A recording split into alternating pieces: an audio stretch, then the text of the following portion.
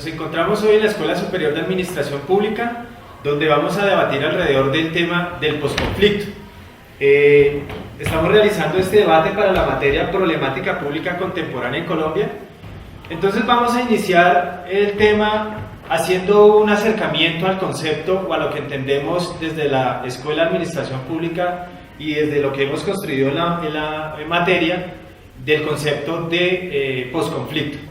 Entonces yo quiero referirme a nuestros panelistas el día de hoy y entendiendo pues que en este momento estamos pasando por un proceso coyuntural donde en este momento en La Habana se están sentadas las dos partes pues más representativas en este momento del conflicto. Por un lado está el estamento con el gobierno, tiene una comisión allí representada, y por otro lado pues está la parte contradictoria históricamente que ha sido las Fuerzas Armadas Revolucionarias de Colombia, FARC, y están creando un escenario que se supone nos va a llevar a un proceso de paz, nos va a llevar a un escenario diferente a lo que históricamente ha vivido nuestro país. Ese escenario que están proyectando o se está pensando hacia el futuro le están llamando posconflicto, es decir, un momento después del conflicto. Y yo quisiera preguntarle a nuestros panelistas, empezando por el compañero Wilmar Rincón, ¿qué debemos nosotros explicarles o cómo debemos nosotros hacerle entender a nuestro público qué es el posconflicto? ¿Qué entendemos por posconflicto?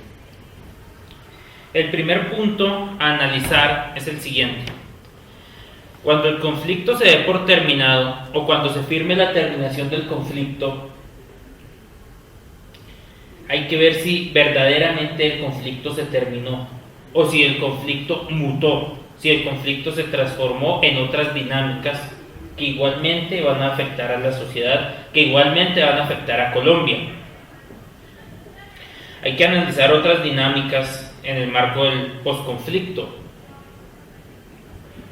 El tema social, el tema de educación, el tema económico. El hecho de acabarse una confrontación armada que lleva tantos años indica que deba reconfigurarse el modelo económico, el modelo social, el modelo educativo y algo tal vez muy importante, el modelo político del país. Quiero volverme a un punto que nos comentaba Wilmar. Nos decía, él nos hablaba precisamente de la terminación de un conflicto armado, ¿cierto? Y creo que ha expresado precisamente el tema del conflicto reiterativamente. Es decir, yo quisiera que Jorma nos hablara un poco de lo que debemos entender por conflicto, ese concepto del conflicto. Para tener en cuenta el concepto de conflicto debemos remolcarnos 50 años atrás, medio siglo, de donde se origina el conflicto en Colombia, el conflicto armado en Colombia.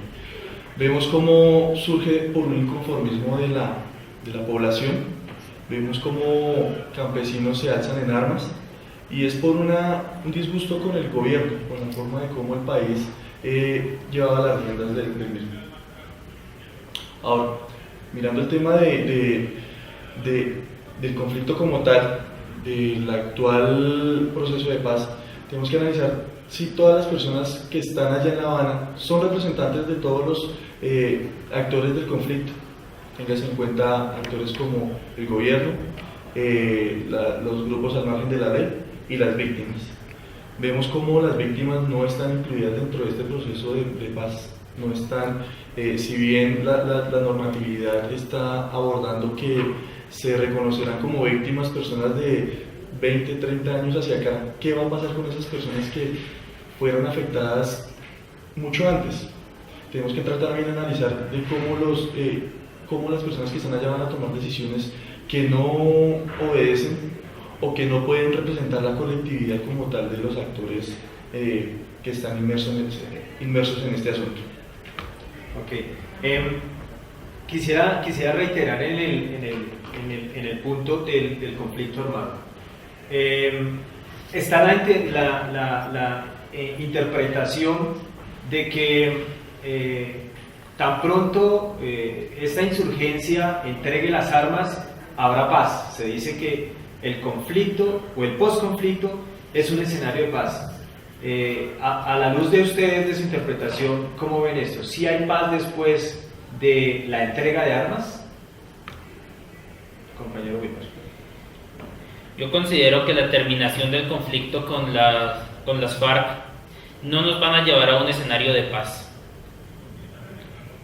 Yo lo que considero es que se va a generar mucha más violencia por razones que ya explicaré. Las Fuerzas Armadas Revolucionarias de Colombia, FARC, han tenido reiteradas oportunidades de llegar a negociaciones en diferentes épocas. Este proceso es tal vez un poco diferente porque, si bien es cierto, puede que haya una voluntad del gobierno, puede que haya una voluntad de las FARC, pero evidencia uno que ellos igual no han dejado su accionar terrorista. Ellos siguen poniendo minas antipersona, siguen volando oleoductos, siguen dinamitando torres de energía, siguen secuestrando, siguen asesinando. Entonces uno dice, ¿cuál es la paz? ¿Cuál es el proceso de paz que se está llevando a cabo cuando la guerrilla está siguiendo con su mismo comportamiento? Quisiera preguntarle a nuestro panelista Jorman si usted ve también como desesperanzador el tema de la paz en un futuro con la dejación de las armas por parte de las FARC. Mira, para empezar el proceso de paz se considera que empieza por cada uno de los colombianos. Eso no es únicamente que tienen que estar el gobierno y las FARC allá negociando. Es un tema de cómo también tenemos que llevarnos a la memoria histórica, de cómo cada uno de los colombianos tiene que tener presente cada uno de los casos que se presentaron, como fue el caso que tratamos en clase, en el Cauca, de estas masacres, de cómo cada colombiano tiene que no hacer caso omiso a esto, que tiene que apersonarse de eso, leer, culturizarse acerca de esto, porque es una necesidad para empezar un proceso de paz. Ahora, ya durante el proceso es algo que tiene que ir paralelo al mismo tiempo, que ya más adelante pues tendremos que diseñar las políticas de cómo el gobierno y cómo se van a reinsertar estas personas a la vida social, cómo diseñar programas para que sean útiles para la sociedad, para que sean fuerza de trabajo para el país. ¿Qué tiene que ver ese escenario de la corrupción con ese fenómeno pues de violencia que ha vivido nuestro país y cómo se manifestaría luego, si podemos ir avanzando, en el postconflicto a través de ese nuevo escenario de la administración pública en el tema del postconflicto? Entonces quiero hacerle... Bueno, mirando un poco más de cerca, uno se pone a analizar la problemática del país como tal, y más allá del problema del narcotráfico, la corrupción, la violencia, el desplazamiento y todo esto, tenemos que entrar a mirar las dinámicas del gobierno frente a este problema. Yo que el problema más grande que tiene el país no es ninguno de los anteriores que he mencionado, es la falta de capacidad de administrar del Estado. El Estado colombiano ha sido incapaz y le ha quedado grande la tarea de administrar el país. Diseña políticas para todo una cosa tan específica que al final no aborda nada. Es necesario replantear la administración pública, es necesario tener en cuenta nuevos mecanismos, nuevos modelos de administración para empezar a evolucionar en el actual político del país. Bueno, yo quiero que tengamos en cuenta una lectura de Jorge Malem acerca del concepto de la corrupción. Él dice que no, hay una interpretación de que el fenómeno tiene como tres aristas, ¿cierto? Él dice que la corrupción ha sido desde siempre, es decir, en el tiempo siempre ha estado vinculada a la historia, ¿cierto? Como que el segundo elemento es que siempre ha estado no solamente en la historia, sino en todo el territorio, en todos los territorios, ¿cierto? Y como tercero, pues dice que no hay como una interpretación clara de que se dé solamente en unos países y en otros no, ¿cierto? Como que hay la corrupción se da tanto en los países ricos como en los países pobres, ¿cierto? Y también dice Jorge Jorge Malén que hay como un buen manejo de quienes han aplicado la corrupción, ¿cierto? Porque la han utilizado como un mecanismo estratégico para utilizar los bienes del Estado en función suya. Entonces, teniendo en cuenta esa interpretación de Jorge Malén, que esa corrupción como que puede ser que llegue a todos los escenarios del país, que como que tenga la capacidad de vincularse, que sea estratégicamente un espacio para impregnar a la sociedad, ¿cierto? ¿Cuál sería el vínculo que tiene la corrupción con ese escenario de conflicto que tiene este país? Quisiera, con el compañero Jorman, que empecemos esta vez. Bueno, frente a la corrupción y a la memoria histórica de la corrupción, uno mira que desde la misma colonia hubo ese tipo como de clientelismo, de cómo los españoles llegaban acá y se radicaban y sus puestos estaban movidos a través de un tráfico de influencias, y que todo esto conllevaba a corrupción, donde se desviaban recursos públicos, y llevamos un ya de un proceso administrativo donde los actores políticos han puesto en función de su bien personal, de su bien particular, a la administración pública. En la misma línea, compañero Wilmar, Jorge Malén dice que la corrupción es básicamente un instrumento estratégico, ¿sí? Y a eso le suma que la corrupción implica en definitiva un uso racional de los recursos por parte de los corruptos.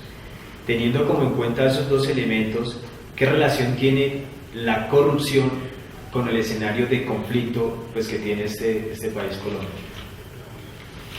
Pues sí, yo considero acertadas las premisas enunciadas. El conflicto en Colombia históricamente ha estado marcado por una participación de la clase política en él, donde algunos políticos han sacado beneficio propio a partir del conflicto. Ahorita el tema con las FARC no es ajeno, no se daba cuenta, y la denuncia ciudadana de cómo las FARC tenían preferencia por algún candidato porque tenían sus nexos con él o porque simplemente se identificaban ideológicamente y se ejercían aquellos mecanismos totalmente inconcebibles de coerción hacia la población civil para que alguien tuviera un beneficio. De eso que se supone tiene como principio el interés general, el interés común, ¿cierto? Entonces, quisiera que lo vinculáramos un poco con el tema del escenario político, pues porque yo no tengo claro, o más bien sí, decir que la insurgencia ha manejado los recursos públicos, pues tal vez es posible que lo haya hecho en ciertas regiones en medidas más pequeñas, ¿cierto? Pero teniendo en cuenta la historia por la que nos llevó el compañero Jorman, hasta dónde la corrupción ha estado más cerca de las clases políticas, ¿cierto? Vamos a poner un caso, digamos, que tratamos unas lecturas en clase, el tema de las perlas de Uribe. Vemos cómo hay una reunión de ministros, hay una reunión de un gobernador y un hijo de un presidente, donde a raíz de esa reunión pueden surgir el diseño de vías que van a beneficiar los terrenos futuros que van a ser de propiedad del hijo de este presidente. Vemos cómo el andamiaje político camina en pro de unos intereses particulares. Para mí, digamos, eso es algo que no debería ser aceptable, de cómo las personas que tienen el poder lo utilizan en pro del beneficio propio. La lectura a la que nos hace referencia el compañero Jorman es la lectura de Sobrados de Lote de Daniel Coronel, Las perlas de Uribe, ¿cierto? Exactamente. Y efectivamente habla de una reunión donde logran identificar que uno de los hijos del actual senador Uribe pues está con el ministro de Transporte en Cundinamarca, pues se supone que en ese momento lo que hicieron fue proyectar la construcción de una carretera sobre unos predios donde donde estos señores tenían, el hijo de en ese momento el presidente Uribe, pues tenía unos terrenos. ¿Cuál es la información que tiene la gente? ¿Cuál es la información que tiene el elector? A referencia de esa información o de ese tema está la ley 1712 del 2014, ¿sí? Y es la ley pues, la que regula el acceso a la información, ¿cierto? La que identifica esos sujetos obligados, la que nos dice a partir de las ramas de poder sobre las cuales están construido nuestra nación y nuestro territorio, ¿cierto? Identifica a los sujetos políticos, la ley 1712 del 2014, y también define pues esa información que es privada, que es reservada, ¿cierto? Yo quisiera que identificáramos en este mismo diálogo, en este mismo debate que estamos haciendo, es importante como instrumento en un escenario de posconflicto una ley que regule el derecho a la información. Hombre, por supuesto que el acceso a la información es primordial, y más en un escenario de posconflicto.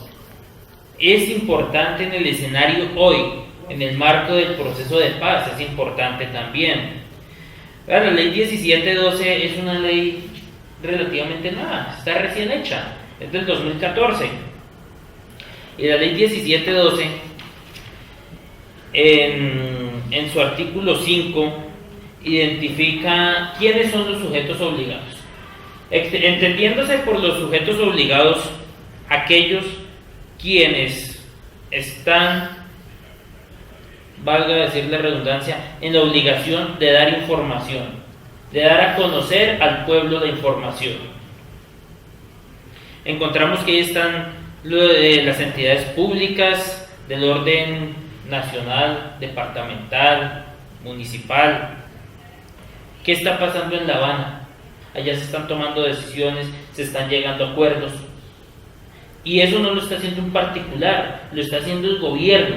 Y como el gobierno es un sujeto obligado, eso es información pública. Y los colombianos tenemos derecho a conocer esa información pública. Complementando con el documento COMPES 167, aquí aparecen unas cifras arrojadas por el barómetro de las Américas, donde se evidencia que en el año 2004 la percepción de corrupción tenía un índice del 73,1, y ya hoy, hacia el 2012, que fue el más reciente, este índice ha subido al 81,7. 87%. Bueno, entonces vemos cómo este índice de corrupción está incrementando, no solo en Colombia, sino que es algo generalizado, es en la región. Vemos como en Brasil se han manifestado las multitudes en contra de la corrupción, como Uruguay y Chile, que eran países que venían de una baja tendencia de corrupción, han empezado nuevamente a reclamar por sus derechos, a proteger lo público. Precisamente en el escenario que plantea el compañero Jorman, el documento que también que compartimos en la materia, un marco analítico para entender la corrupción, habla precisamente como de ese escenario, cómo las decisiones que han tomado para la región han incidido mucho en el escenario de la corrupción, ¿no? Y nos hace referencia al papel dominante que ha alcanzado la Escuela de Chicago dentro de la economía. Recordemos pues que lo que nos proponía la Escuela de Chicago eran unos puntos como que tenía que abordar los gobiernos en la región, que tenía que ver con la reducción del Estado, intervenir menos en la economía, bajar aranceles, permitir el libre mercado, ¿cierto? Quisiera que nos expusieran un poco sobre los instrumentos que ha creado nuestro Estado colombiano para atacar la corrupción. El último documento que ha creado el gobierno del actual presidente es el Estatuto Anticorrupción, ¿cierto? Ese Estatuto Anticorrupción que crea como los instrumentos necesarios para abordar esa situación de corrupción que vive el país. Cabe decir que la ley 1712 también es un instrumento para atacar la corrupción, porque cuando el pueblo está informado va a ser más difícil actuar en contra de él, en contra de sus intereses. El Estatuto Anticorrupción considera la creación de la Comisión Nacional para la Moralización y la Comisión Ciudadana de la Lucha contra la Corrupción. que pues serán encargadas, como su nombre lo indica, de estar haciéndole siempre frente a las prácticas corruptas. La segunda, un poco más desde el pueblo, desde la sociedad, dado que sea ella, sea el pueblo, sea la gente la que va a tener injerencia sobre ella. Sí, apoyando la idea que de compañero y lo que expresa frente al Estatuto Anticorrupción, pienso que el Estado debe seguir trabajando fuertemente para combatir este delito y este mal que aqueja a toda la ciudadanía. Vemos como de uno de los videos socializados en clase, cómo toda la ciudadanía de una u otra forma puede estar inmersa en este escenario de corrupción. Pero digamos que no, simplemente tiene que usted estar en altos cargos. Y bueno, y un poco debatiendo lo que socializaba el compañero anteriormente, la corrupción va muy de la mano con el sector privado. El sector privado crea unos escenarios, también vemos el delito de cohecho y todo esto en sentido de cómo también el privado interviene en el sector de la corrupción, de cómo el favorecimiento, lo vemos mucho en la contratación pública, por ejemplo. Como grandes empresas y vamos a abordar entonces el tema de acá precisamente de la 26, de cómo mafias corruptas, de cómo es un crimen organizado, es algo estratégico, es algo muy calculado, donde se busca el hueco de la ley para poderse filtrar por ahí la corrupción.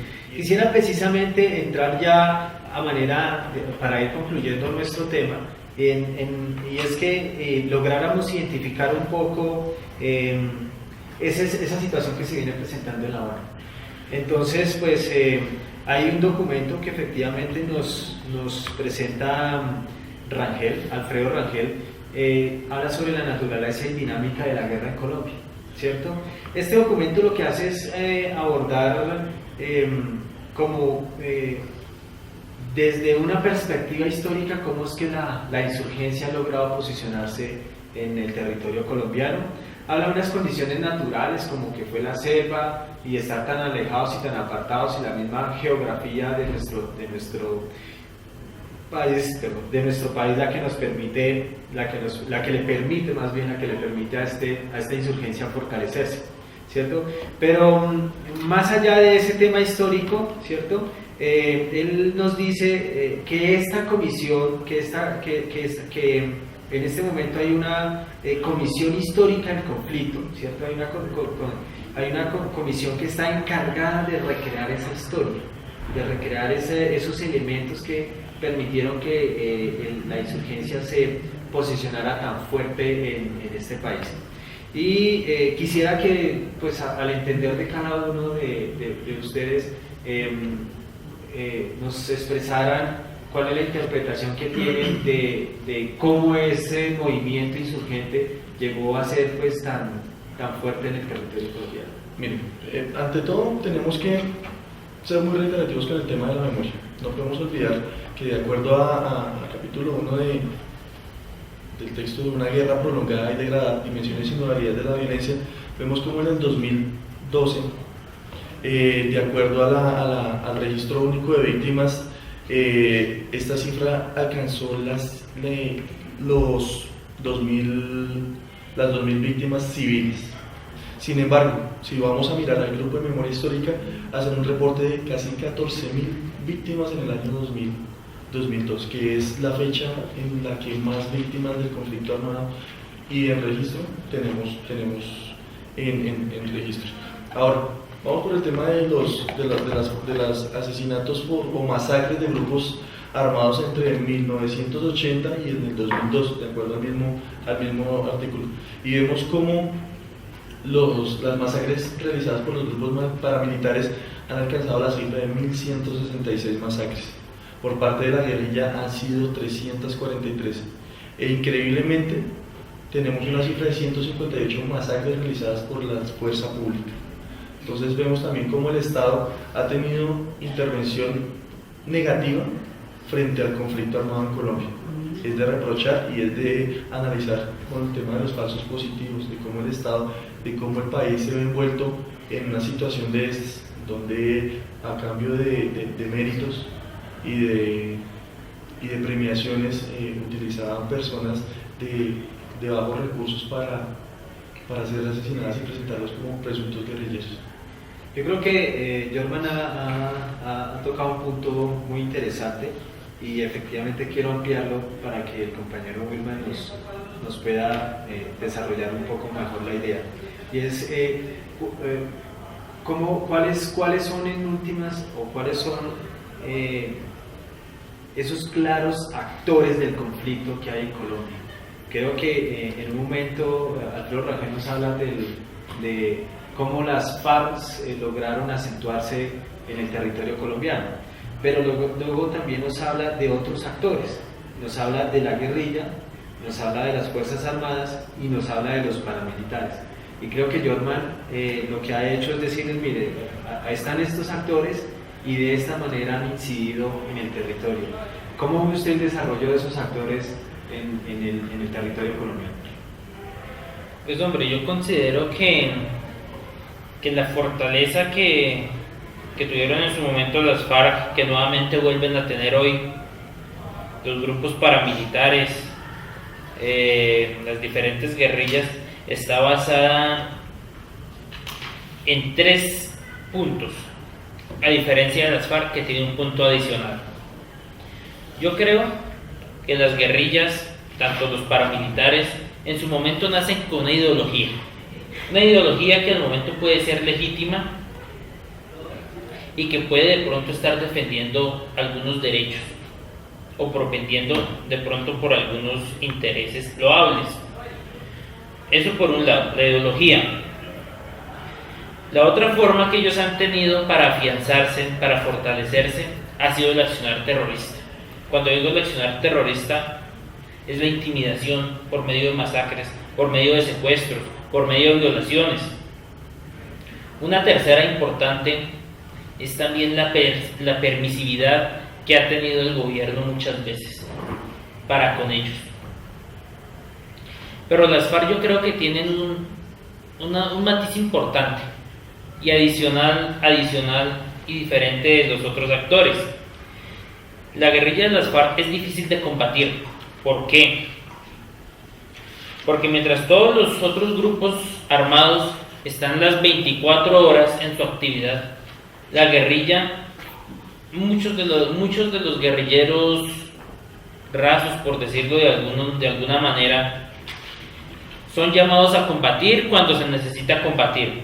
De resto, son un campesino común y corriente que salió del combate, escondió su fusil y se puso a labrar la tierra. Después, estando labrando la tierra, lo llaman a combatir, nuevamente desentierra su fusil y va al combate. Esto hace que sea muy difícil de combatirlo, porque muchas veces va a ser un campesino común y corriente. De ahí de pronto la situación de los falsos positivos también. Hay que resaltar que muchos de los falsos positivos fueron falsos positivos. Muchos se dieron también en el afán de las fuerzas militares de mostrar resultados, de obtener ascensos. Nada justifica la muerte de una persona, mucho menos cuando se es ajeno al conflicto. En el tema histórico del conflicto, hay unos elementos muy importantes que toca el señor Alfredo Rangel dentro de un informe de la Comisión Histórica.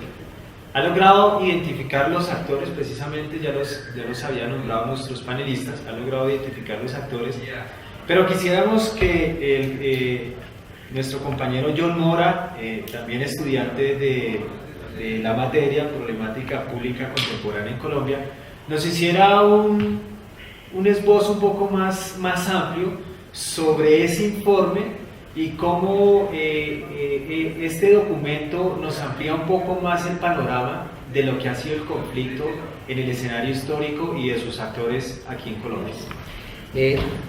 Bueno, para hacer una claridad, me parece que el documento de informe de Comisión Histórica del conflicto no es del señor Rangel, sino es del señor Eduardo Pizarro. Eso para hacer una claridad. Bien, me parece que en cuanto a lo que han mencionado los compañeros, los dos panelistas, digamos que es importante digamos, revisar este informe de la Comisión Histórica del Conflicto a partir de una serie de particularidades que nos ayudan y nos permiten, digámoslo así, establecer las dinámicas y los factores que han promovido como tal el conflicto en aras, digamos, de construir procesos, digamos, de memoria histórica, que es a lo que apunta el tema del posconflicto y el tema de los acuerdos de paz.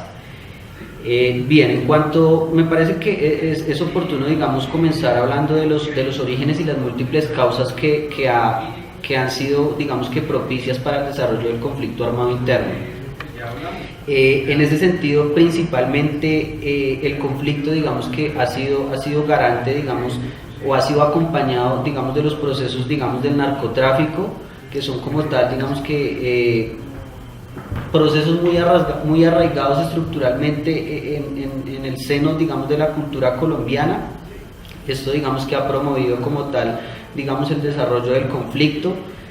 El otro factor, digamos, que sustancial es la precariedad institucional o debilidad y ausencia del Estado, digamos, para asegurar esas condiciones que de alguna manera u otra no permitan que se generen espacios, digamos, de confrontación tanto ideológica como en el marco, digamos, de los procesos sociales y culturales. Analizar estos factores, digamos, que no solo como elementos, digamos, que han promovido el conflicto es fundamental, ¿no? También es fundamental, digamos, que analizarlos a la luz del posconflicto, en el sentido, digamos, de que estos factores como tal, si bien han sido los que han promovido el conflicto, también son escenarios en donde se debe consolidar, digamos, que acuerdos concretos, acuerdos que digamos que se concreticen en el plano de lo social, en el plano de lo económico, en el plano de lo político, para establecer, digamos, que garantías como tal de participación, de inclusión social, que es a la final lo que le apunta el tema del posconflicto y el tema de la reivindicación, digamos, de la memoria histórica y de todo el proceso histórico que ha sido generado a partir del conflicto armado en Colombia. Por último, quisiera concluir como administradores públicos que somos. ¿Cuál debería ser entonces la tarea a seguir desde la administración pública en el escenario del posconflicto? Hay un documento que nos hizo llegar el profesor Jesús Molina, la reconstrucción de la administración pública y la activación económica como imperativo del posconflicto, ¿cierto? Donde logra identificar unos prácticas claras, actividades objetivas que debe asumir la administración pública para dinamizar el escenario del posconflicto y para, como administración pública, vincularnos en ese nuevo entorno histórico que va a ser el posconflicto. Hay una frase que tiene el documento, dice: el conflicto y la guerra destruyen la infraestructura básica, interrumpe la prestación de servicios e impide rutinas asociadas con el diario vivir. Dice, sin embargo, una estrategia transversal a todas, dice, las que pueda contener el documento para la reconstrucción de la administración pública debe ser posibilitar un servicio civil funcionando, sistemas básicos administrativos, control de la corrupción, adecuada infraestructura, amplios servicios de educación y salud, entre otros. Como administradores públicos quisiera que lográramos identificar cuál debe ser el escenario de la administración pública en el posconflicto. Quisiera iniciar con el compañero. Podría decirse que el mayor esfuerzo del profesor en su documento es el posconflicto más que la actual negociación. El profesor Molina en su documento plantea tal vez un poco lo que a grosso modo ya había dicho yo en anteriores intervenciones, y es que debe haber una reconfiguración de la administración pública, una reconfiguración de la sociedad, reconfiguración entendida en temas económicos, en temas educativos y en temas de participación. Cuando digo en temas de participación, estoy refiriéndome a la participación, a los mecanismos de participación de la ciudadanía en el escenario del posconflicto, a la participación y de injerencia que puedan tener los actores del para entonces extinto conflicto en la política, en la vida nacional, en la vida diaria del país. Pensar el posconflicto implica tener que rediseñar la administración pública en cuanto a ese tema. Cómo hacer partícipes a los actores de la administración pública ahora. Eso implica un rediseño.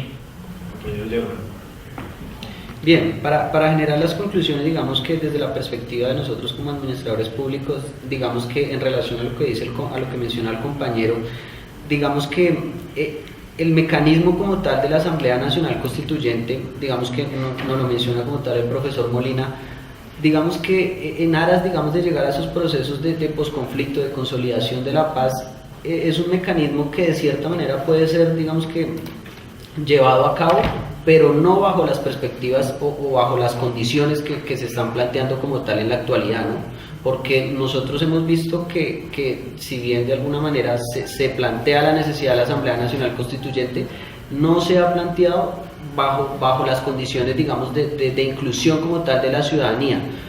Simplemente, digamos, que se tiende a tener en cuenta como tal a los actores que están principalmente incluidos en el proceso de paz, como son el gobierno, las FARC y la oposición en cierto sentido. Pero como tal, el mecanismo ciertamente es idóneo bajo la perspectiva, digamos, de que se lleguen a procesos más amplios que logren como tal, digamos, que incluir a la ciudadanía como conjunto, ¿no? Hablando como tal de los distintos sectores sociales que pueden llegar a verse representados en ellas, ¿no? En ella. Desde el punto de vista de la administración pública es necesario el fortalecimiento de las instituciones y de las entidades en torno al escenario del posconflicto, a fin de garantizar los derechos de cada uno de los actores que están inmersos en el conflicto. De acuerdo a Rangel, es necesario reparar las víctimas. Pienso que es algo que, si bien en este escenario de posconflicto cada uno de los actores debe perder algo, tanto las víctimas, tanto el gobierno, tanto las FARC y como tanto todos los colombianos, es necesario llegar a un centro, a un propósito común de todos los colombianos. Agradecemos entonces la colaboración del compañero John Mora, del compañero Wilmar Rincón, de Jorman Melo, y pues quien les estuvo acompañando en la moderación, Alexander Cardona. Muchas gracias.